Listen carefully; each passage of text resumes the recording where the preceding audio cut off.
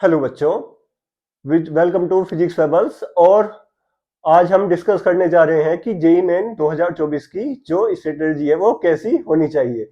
तो वैसे तो बहुत सारे जो टीचर्स हैं उन्होंने ऑलरेडी डिस्कस कर चुके हैं कि स्ट्रेटेजी ऐसे होनी चाहिए, फिजिक्स पहले दो केमिस्ट्री बाद में दो, ये वो सारी चीजें बहुत सारी है ना, चीजें इतनी सारी डिस्कस कर चुके हैं।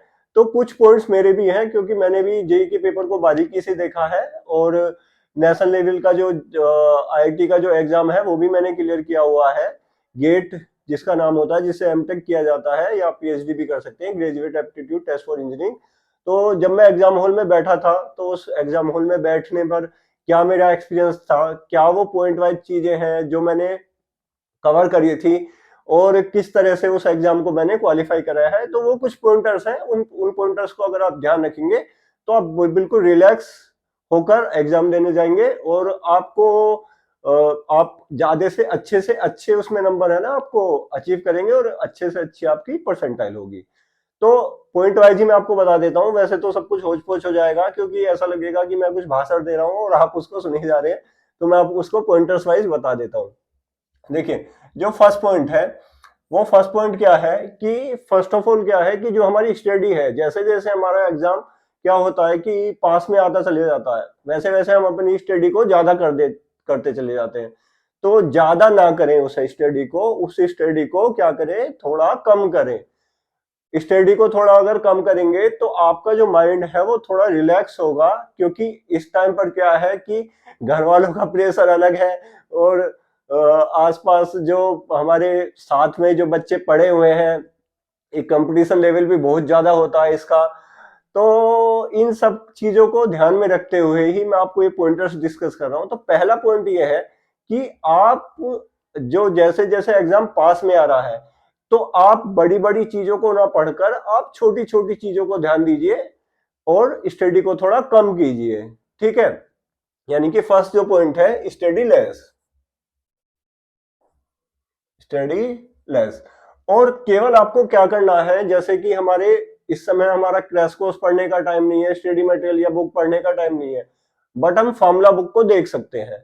फार्मूला बुक को देख सकते हैं या जो हमने पॉइंटर्स बनाए हुए हैं उनको देख सकते हैं। और इस समय हम क्वेश्चंस वगैरह हल्के फुल्के जो भी हमें लग रहा है वो सोल्व कर सकते हैं। तो मेन जो पॉइंटर्स है वो ये है कि आपको पहले तो थोड़ा स्टडी लेवल को कम करना है और जो हमारे फॉर्मूला बुक है उस फॉर्मूला बुक को, जो हमारी फिजिक्स की है, केमिस्ट्री की है और हमारी मैथ की है, फॉर्मूला बुक को हमें जरूर देखना है। फॉर्मूला बुक को आप अगर नहीं देखेंगे तो उससे क्या होगा कि हमारा जो स्टडी हमने करी है उसमें क्या होता है कि स्टडी करने के बाद क्या होता है, बहुत सारी चीजों को हम थ्योरेटिकली पढ़ लेते हैं लेकिन फॉर्मूले से हमारा ध्यान एकदम हट जाता है।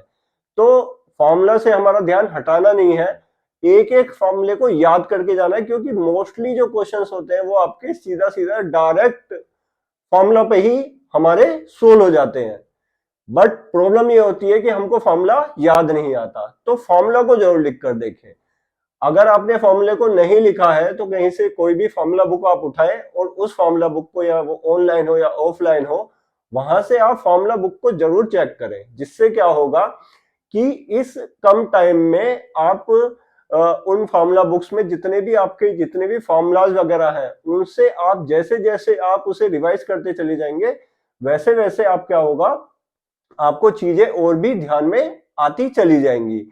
तो ये हमारा लास्ट पॉइंट का जो हमारा टाइम है इस समय, उस समय में बहुत ज्यादा काम आता है। तो हम इस चीज को ध्यान रखें कि हम जो फोकस करें वो फॉर्मूला बुक पर फोकस करें और उसको हम 2 से 3 बार, अगर लग रहा है हमें, तो उसको 2-3 बार उसे रिवाइज कर ले। उससे क्या होगा कि जितने भी हमारे फॉर्मूलाज हैं उससे हम, फॉर्मूलाज तो बहुत सारे हैं बट फिर भी क्या है कि अगर हम बैठकर 2 से 3 घंटे फिजिक्स के, 2 से 3 घंटे मैथ के, 2 से 3 घंटे केमिस्ट्री के ये फॉर्मूले अगर हम देखेंगे तो हम क्या होगा कि काफी कुछ अचीव कर लेंगे। 2 पॉइंटर्स हैं अभी जो मैंने बताए हैं, अभी मैं आपको तीसरा पॉइंटर बताऊंगा। थर्ड पॉइंट यह है कि आप अगर बैठे हैं और आप क्या कर रहे हैं कि सबसे पहले जो अटेम्प्ट करना है, वो सबसे पहले हमें जो अटेम्प्ट करना है वो अटेम्प्ट करना है जो क्वेश्चन हमें आता है। जो क्वेश्चन हमें आता है, जैसे कि अगर सपोज कीजिए कि हमें पता है कि ये वाला क्वेश्चन का हमने मॉक क्वेश्चन में, मॉक टेस्ट में जो दिया था वो वाला हमने क्वेश्चन अटेम्प्ट कर रखा है, सेम अटेम्प्ट कर रखा है, फिगर थोड़ी डिजिट्स वगैरह इधर उधर है या सीधा फॉर्मूले पे बेस्ड है, तो उस तरह से क्या करेंगे कि आपको अंदर आपके कॉन्फिडेंस लेवल बढ़ेगा।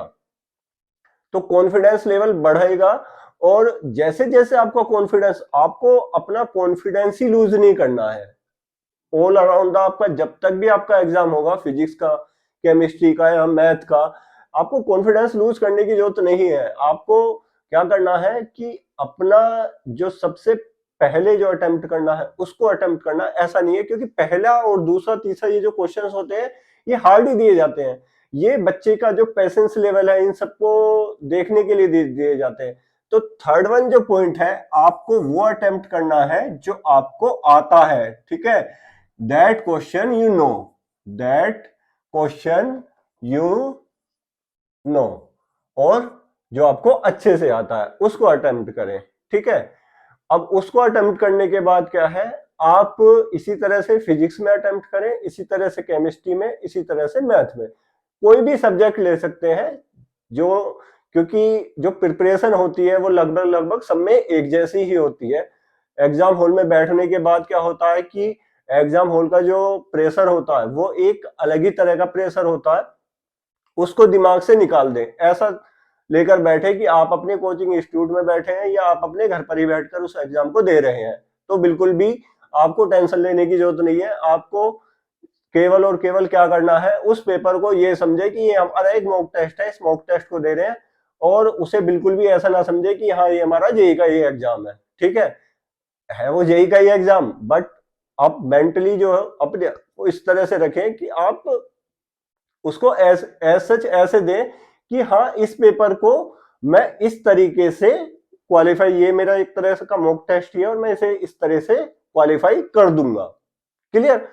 बराबर में जो बैठा है वो अगर ज्यादा लिख रहा है तो इसका मतलब यह नहीं है कि उसका एग्जाम क्वालिफाई हो जाएगा या वो उसकी बहुत ज्यादा परसेंटाइल हो जाएगी, क्योंकि आसपास में बैठे लोगों की वजह से भी क्या होता है कि हमारे अंदर है ना, हमारे दिल में धक धक होनी शुरू हो जाती है कि यार बाकी लोग तो ऐसे करे करे जा रहे हैं, मुझे तो कुछ समझ में नहीं आ रहा।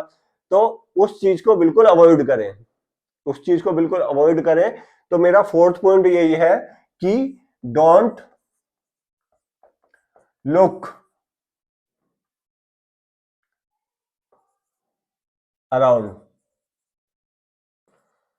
अगर आपने आसपास देखे तो एक स्माइल के साथ देखें, और जिससे क्या होगा कि आपका खुद का भी कौन से जो कॉन्फिडेंस है वो बिल्डअप होगा, ठीक है। और बाद में जो आसपास में बैठे हैं उनका थोड़ा क्या होगा कि उनका लूज ही हो सकता है। तो अपना क्या है, अपना खुद का बिल्डअप करने के लिए आपको एक अच्छी सी मुस्कान जरूरी है, उस चीज को ध्यान रखें। तो सबसे पहले हमको अटेम्प्ट करने हैं जो क्वेश्चन हमें आते हैं, उसके बाद हमें अटेम्प्ट करने हैं जो क्वेश्चन हमें मॉडरेट लेवल में आते हैं। मतलब कुछ क्वेश्चन हमें लगता है ऐसा है कि हाँ भी ये क्वेश्चन थोड़ा हार्ड है, बट ये मुझसे नहीं हो पाएगा, मेरा टाइम खा जाएगा। लेकिन कुछ क्वेश्चन ऐसे होते हैं वो दिखने में लगता है आपको हार्ड है, बट वो सीधे सीधे कॉन्सेप्ट बेसिस होते हैं, और कॉन्सेप्ट आप उसमें सीधा लगाते हैं या आप उसमें फॉर्मूला लगाते हैं, वो डायरेक्टली आपके क्वेश्चन बन जाता है। क्लियर है। तो सेकेंडली आपको जो देखना है वो ये देखना है कि क्वेश्चन को प्रॉपर पढ़ना है, कि पढ़कर हमें वो क्वेश्चन अगर लग रहा है कि हाँ ये क्वेश्चन हमारा हमसे क्लियर हो जाएगा, तो उस क्वेश्चन को आपको टाइम देना है। ऐसा नहीं है कि उस क्वेश्चन को थोड़ा आपने बड़ा समझ लिया और या थोड़ा ऐसा समझ लिया कि हाँ भाई ये क्वेश्चन मुझसे नहीं हो पाएगा, तो उस क्वेश्चन को आपको टाइम देना है। थोड़ा बहुत आपको 10 सेकंड, 20 सेकंड, 30 सेकंड उसको टाइम देना है। इतना टाइम देने के बाद आपको रिलैक्स होकर अगर आप टाइम देंगे तो आपको वो याद भी आ जाएगा कि हाँ ये क्वेश्चन यहाँ से था और इस क्वेश्चन को मुझे ऐसे क्वालिफाई करना है। तो ये इस तरह के जो क्वेश्चंस होते हैं वो दिखने में बड़े लगते हैं, बट ये हमारे कॉन्सेप्ट बेसिस होते हैं। कॉन्सेप्ट बेसिस क्वेश्चन होते हैं या हमारे फॉर्मूला बेस हो सकते हैं। Formula base. तो फॉर्मूला बेस के लिए मैंने आपको बताया ही है कि आपकी जो फॉर्मूला बुक है, अगर आपको लास्ट टाइम पे आपको फॉर्मूला बुक अगर आपके पास रहेगी तो आप मोस्टली जो क्वेश्चंस हैं फॉर्मूला बुक से डायरेक्टली हिट कर सकते हैं। तो ये बहुत ज्यादा फायदा होता है फॉर्मूलाज को पढ़ने का। क्लियर है? उनको लिख लिख कर देखने का, या आप ऐसा कर सकते हैं कि फॉर्मूला बुक को पढ़ते हुए हाथ उस पर रखें और उस फॉर्मूले को अपनी मेमोरी से याद करके अलग से लिख कर देखें। तो उन फॉर्मूले को जितना ज्यादा आप लिख कर देखेंगे उतना ही ज्यादा आपके लिए बेस्ट रहेगा। क्लियर है? तो ये मेरे यहाँ पर 4-5 पॉइंट है फिलहाल में। इसके बाद क्या है कि जैसे इन द मीन टाइम आप पेपर के मिडिल में है तो उसमें क्या हो जाता है कि एक लेवल ऐसा हो जाता है कि आपको लगता है कि अब मैं कौन सा क्वेश्चन करूं। ठीक है? तो उस चीज को आपको कैसे करना है कि अब मैं कौन सा क्वेश्चन अटेम्प्ट करूं, उसके लिए क्या करना है, आपको क्वेश्चंस तो पढ़ने पड़ेंगे। ठीक है? और धीरे धीरे आपको सारे ही क्वेश्चन करने हैं। तो 25 25 25 आपको यही तीनों में अटेम्प्ट करने हैं, 75 क्वेश्चंस। तो यही आपको 75 क्वेश्चन के लिए क्या करना है, सपोज कीजिए कि 75 में आपने 40 क्वेश्चंस कर दिए, 40 क्वेश्चन कर दिए आपने, तो कितने बचे? 35 क्वेश्चन। तो 35 क्वेश्चंस में से अब उन क्वेश्चन को देखिए जो आप क्या कर सकते हैं, जिस पे आपको थोड़ा सा टाइम देना पड़ेगा। तो जिसको आपको थोड़ा सा टाइम देना पड़ेगा उन क्वेश्चन को करिए, और उन क्वेश्चन को अगर आप करना शुरू करेंगे तो आप देखेंगे कि धीरे धीरे वो क्वेश्चन भी आपसे होने लगेंगे।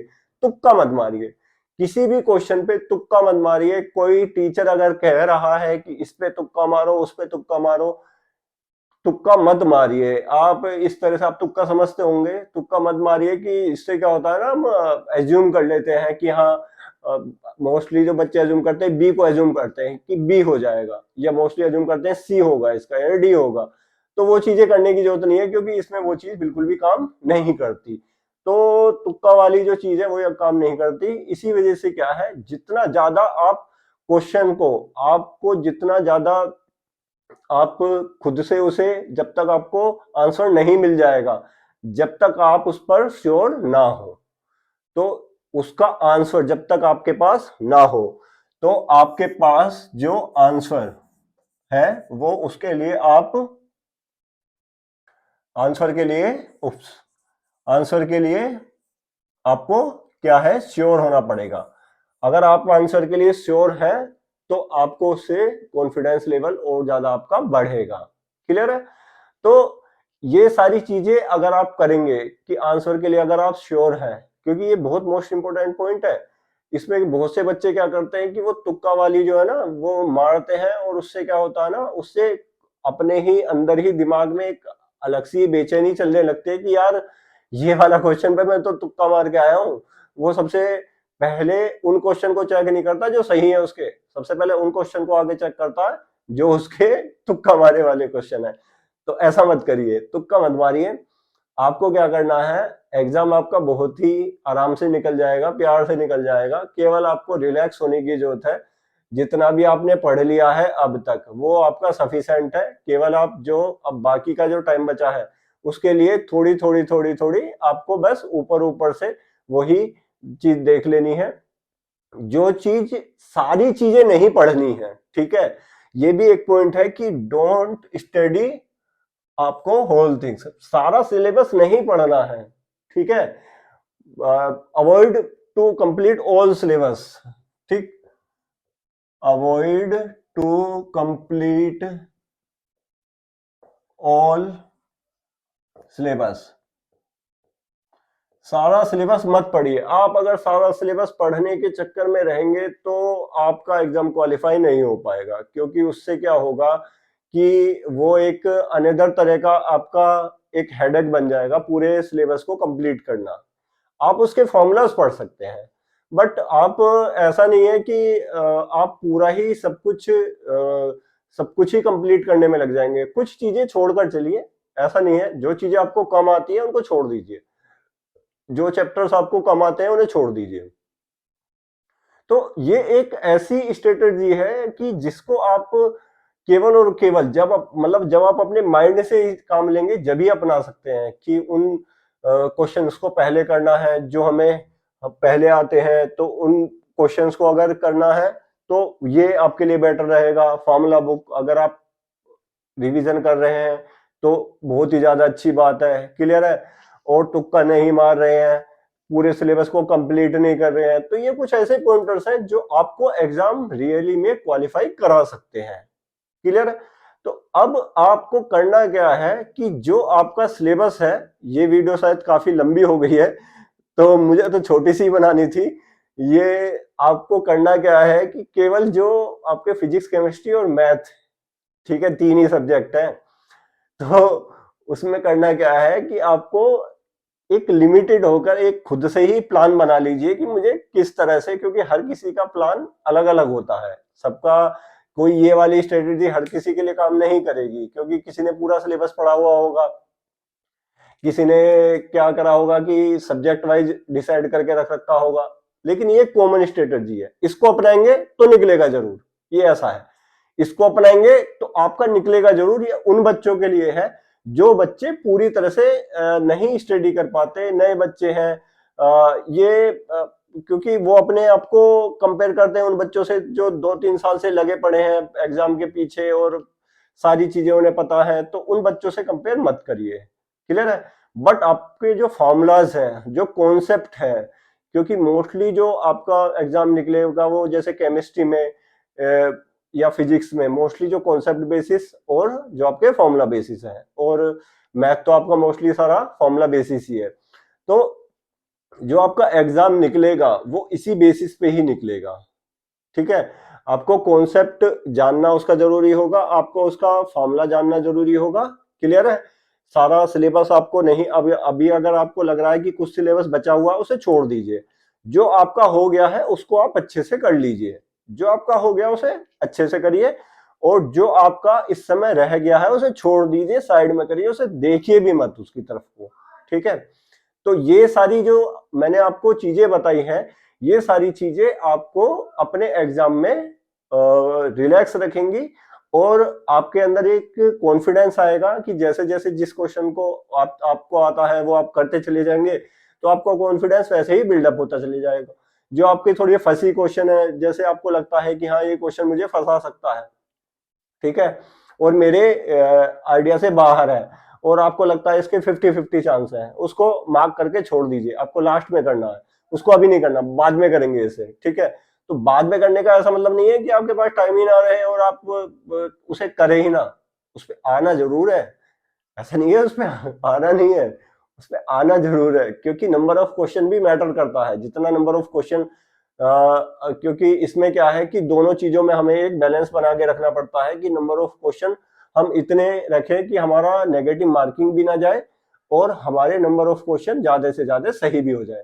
केवल यही एक एक बैलेंस है जो हमें बनाकर रखना है, ठीक है। क्योंकि नेगेटिव मार्किंग वाले जो सब्जेक्ट होते हैं उनको इसी तरह से ही क्वालिफाई करा जाता है, क्लियर।